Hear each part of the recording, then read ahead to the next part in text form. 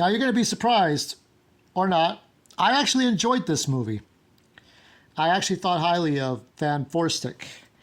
I don't know much about Josh Trank, but if he's done like horror movies or thrillers, this is probably a good movie. If you're a Zack Snyder fan, for you Zack Snyder fans, you'll probably like this movie.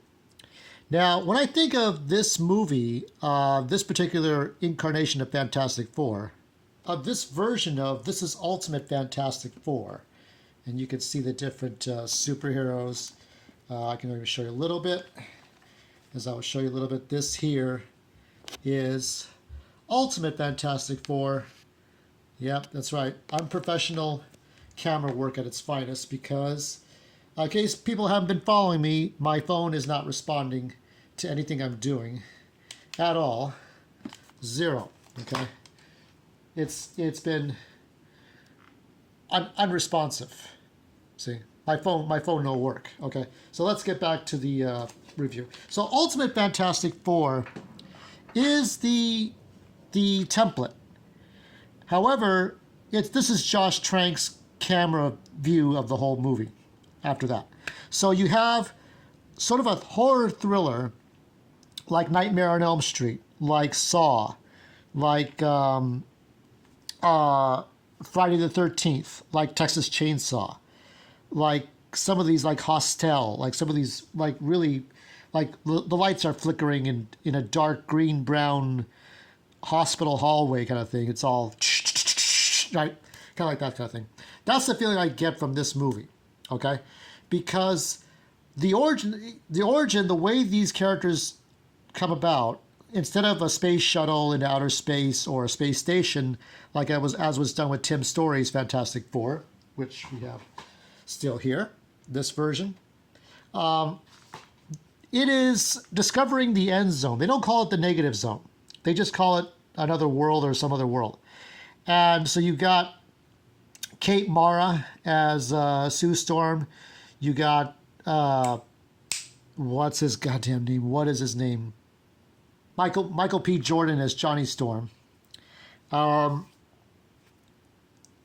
don't remember if this guy's name is Josh or whatever his name is, playing Reed Richards. But it's a bunch of young people. We see Reed and Ben Grimm as kids, just like in Ultimate Fantastic Four. But Ultimate Fantastic Four has more of the Tim Story, slightly humorous aspects than it does the Josh Trank movie. A lot of people did not like this movie. For one reason I agree with is that the character development is not very strong here either. But they do try a bit. You can kind of get into it.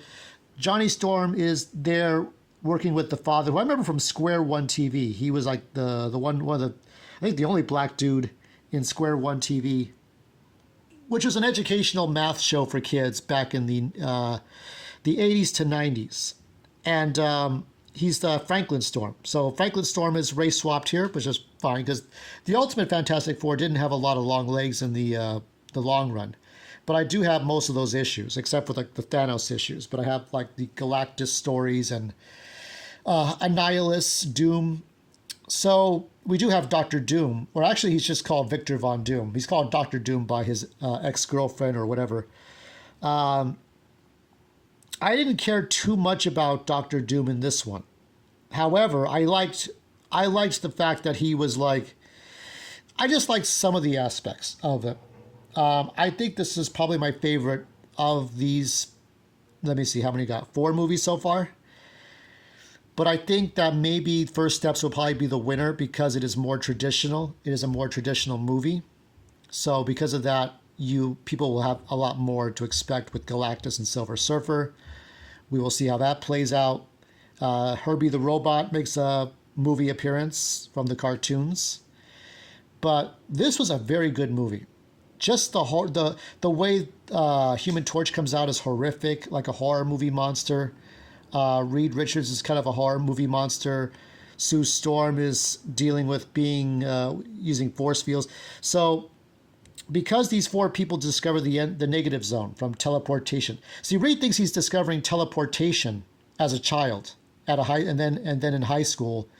That when he goes to work with Franklin Storm, meeting Sue and Johnny Storm, who's only there because he wants to pay off his car and buy his race car from his dad. So a little bit of Fast and Furious in there, but Johnny Storm was always a race car driver. So he's there. He meets all these people. Ben Grimm's his old friend from school. They discover the negative zone, and of course, they all turn into creatures as a result, just like Ultimate Fantastic Four. And instead of being teleported to other places, they come back, but Victor Von Doom is still stuck in the negative zone. And when they find him, he's part metal, part radiation, whatever. He's just like he's a living electromagnet. Because the thing is, this whole movie is about after Reed and Ben and the Storm's brother and sister become sort of these creatures, the government gets a hold of everything and takes over Reed's project and traps all these people in a temporary government facility like Area 57. Okay, and at the end of this movie, they start to become the Fantastic Four with being in the Baxter Building or New Baxter Building or whatever it is they're working from. And this whole direction, where you have whether you have Sue Storm, Kate Mara on a computer screen looking at a computer against darkness. It's almost like looking at Tron, right? Where you just have this pale face with greens and blues and dark hallways, and Johnny Storm turning into the Torch in dark hallways. There's a dark cursed feeling. When Ben Grimm becomes the Thing, it's not comical or funny, it's cursed. He's trapped by chains, hooked up to a ceiling. He's got to break those chains. Johnny Storm is burning up. Sue Storm is dealing with with her powers. Reed is just a giant Stretch Armstrong. If you remember the toy Stretch Armstrong, right? He escapes for a while, but the government goes and gets him back. So the government wants to use the Four to do their bidding, just like Supreme Power. If you remember Supreme Power, okay, in that, in Supreme Power, the government wants these superpowered beings to do whatever they want them to do. Okay, so it's more of a realistic take on superpowers, on superhumans, metahumans, and such. So that was a big old mess. But Josh Trank did a really good job of presenting this dark, gritty take on the Fantastic Four, being cursed with these powers, being they tested it on a monkey, right? They tested a chimpanzee to go into the negative zone. They tested it on toy planes and cars, which is just like the comic books from 2004 to the 2010s, right? So by the time this movie came out, the Ultimate Universe was mostly done. They had already, so you had source material. Josh had source material to work with, but it was just this horrific story about these people who are not as so much iconic comical superheroes as they were these people who had ended up being together because of the circumstances that, so they weren't all friends. Johnny came late to the party. Sue met Reed and Ben when they were already working on the project. So it was all about the project. These were not like a divorced couple or they weren't ex-boyfriend and girlfriend. These people had met, it was on the other movies, with especially 94, everybody knew each other. They all hung out together, but it was much darker. It was Franklin Storm protecting his children. It was Franklin Storm trying to go against the government for how his kids are being treated. So at the end, they said, we don't want to be, we want our funding, but we don't want to be trapped under the government. We want to do what we want to do. So it's a good movie. It just is not a great movie. I'm going to give a score now. I'm going to give it a 3.8. What keeps it from being a great movie is that there needed to be, if there's deleted scenes, I'll try to find them.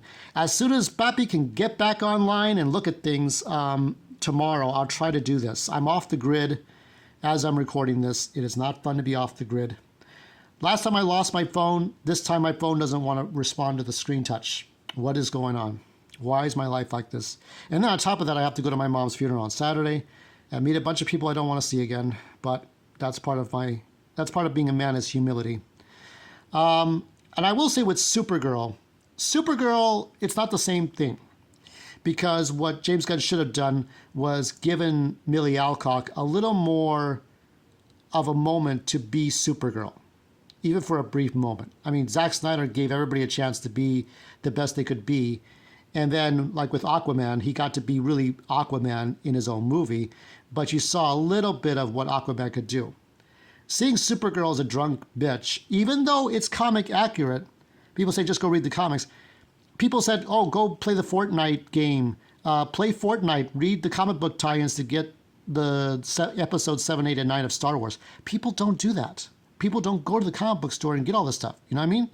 It's just, they do these weird tie-ins to get you to go and buy all this stuff. But people want to get most of the big questions answered within the movie itself. Okay?